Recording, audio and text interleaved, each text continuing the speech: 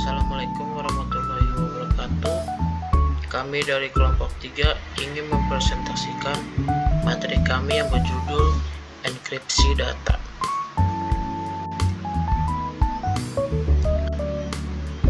Apa itu enkripsi data? Enkripsi data adalah proses transformasi data menjadi format yang tidak dapat dibaca tanpa kunci atau metode deskripsi tertentu.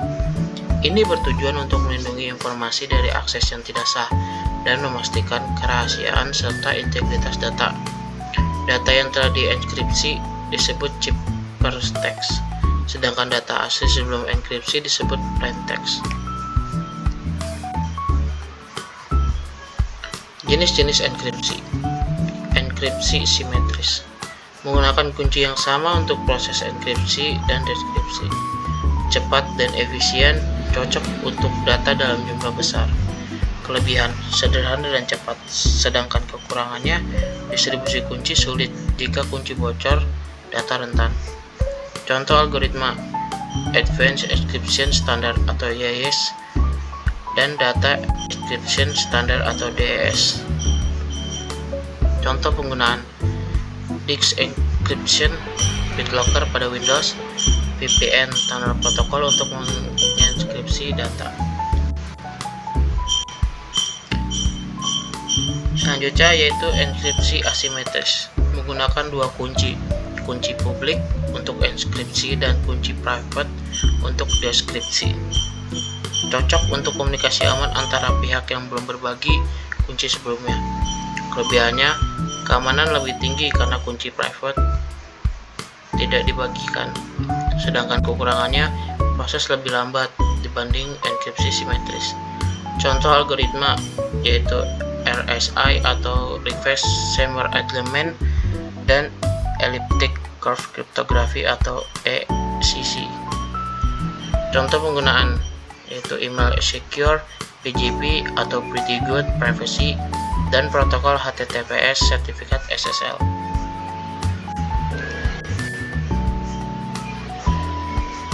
Cara kerja enkripsi.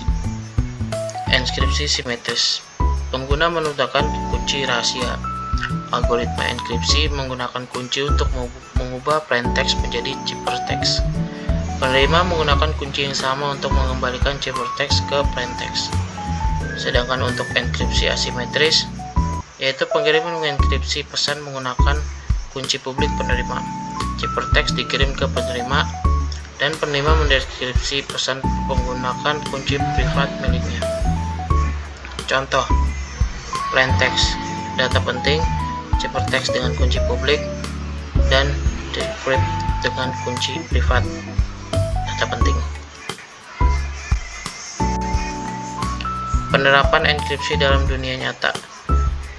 HTTPS menggunakan SSL atau TLS untuk melindungi data yang dikirimkan melalui internet.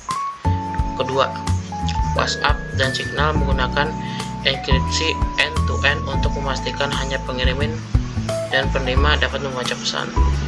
Ketiga, ada disk encryption. Contoh, BitLocker, File Vault, melindungi data yang disimpan di perangkat dari akses fisik. Keempat, sistem perbankan menggunakan enkripsi untuk melindungi data sensitif seperti nomor kartu kredit dan PIN. Kelima, perangkat IoT mengenkripsi data untuk melindungi informasi sensor dari akses pihak ketiga. Algoritma enkripsi yang populer. Di sini ada Advanced Encryption Standard atau AES, standar enkripsi modern yang digunakan secara luas. Kuncinya yaitu 128 bit, 192 bit, atau 256 bit. Sangat cepat dan aman. Contoh penggunaan yaitu melindungi file zip terenkripsi. Selanjutnya Reverse Shamer Element atau RSI. Enkripsi asimetris berbasis faktorisasi bilangan besar, cocok untuk pertukaran kunci dan tanda tangan digital. Dan contoh penggunaannya yaitu HTTPS dan autentikasi server. Selanjutnya adalah Elliptic Curve Cryptography atau ACC. Menggunakan kurva eliptik untuk menghasilkan kunci lebih efisien dibanding RSA pada tingkat keamanan yang sama. Contoh penggunaan sertifikat SSL untuk perangkat seluler. Manfaat enkripsi data. Yang pertama yaitu kerahasiaan atau confidentiality. Data hanya dapat diakses oleh pihak yang memiliki kunci. Integritas atau integrity. Mencegah data dari manipulasi oleh pihak yang tidak sah. Ketiga adalah keaslian atau authenticity. Memastikan bahwa data berasal dari sumber yang terpercaya. Selanjutnya yaitu kepatuhan hukum. Memenuhi persyaratan regulasi seperti GDPR, HIPAA, dan PCI DSS. Yang terakhir yaitu perlindungan dari serangan cyber, mengurangi risiko serangan ransomware dan kebocoran data. Tantangan dalam enkripsi. 1. Manajemen kunci. Kehilangan kunci dapat menyebabkan data tidak dapat diakses. Distribusi kunci rahasia pada enkripsi simetris adalah masalah besar. Yang kedua, overhead kinerja. Algoritma enkripsi, terutama asimetris, dapat memperlambat sistem jika tidak dioptimalkan. Ketiga, serangan kriptografi. Serangan brute force untuk memecahkan kunci. Serangan berbasis analisis data atau kelemahan implementasi.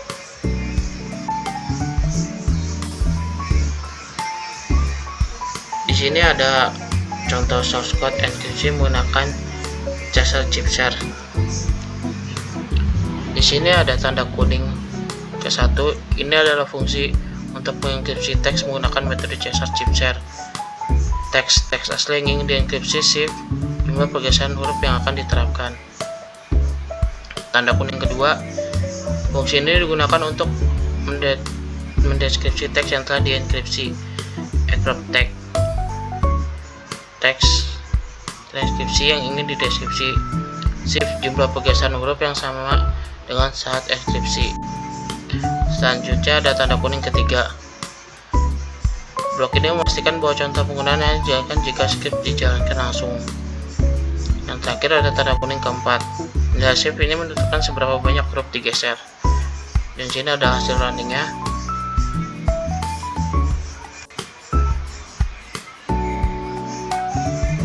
Jadi kesimpulannya adalah enkripsi adalah salah satu alat paling penting dalam keamanan cyber. Individu maupun organisasi harus 1. Memahami dan menggunakan algoritma enkripsi yang sesuai dengan kebutuhan. 2. Mengelola kunci enkripsi dengan hati-hati. Ketiga, terus memperbarui sistem keamanan untuk melindungi data dari ancaman baru. Yang terakhir adalah mengedukasi staf dan pengguna tentang pentingnya menjaga data transkripsi. Dengan pendekatan yang tepat, enkripsi dapat menjadi perisai utama dalam menjaga keamanan di dunia digital.